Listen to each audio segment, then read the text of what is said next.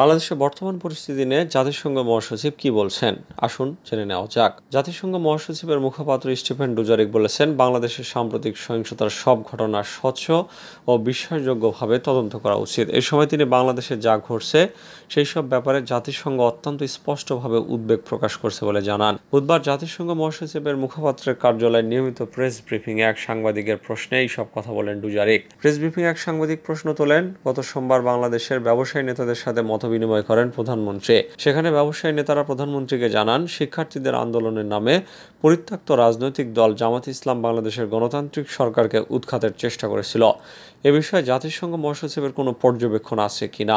জবাবে জাতিসংঘ মহাসচিবের মুখপাত্র বলেন, আমি মনে করি বাংলাদেশে যা ঘটছে, আমরা যা দেখেছি, গণগ্রেপ্তার, হত্যাকাণ্ড, এইসব ব্যাপারে আমরা আমাদের উদ্বেগ অত্যন্ত স্পষ্টভাবে প্রকাশ করেছি। মুখপাত্র বলেন, মানুষের শান্তিপূর্ণভাবে বিক্ষোভ করতে পারার বিষয়টি খুবই গুরুত্বপূর্ণ, আর কর্তৃপক্ষের শান্তিপূর্ণ বিক্ষোভের অধিকারের নিশ্চয়তা দেওয়াটাও গুরুত্বপূর্ণ।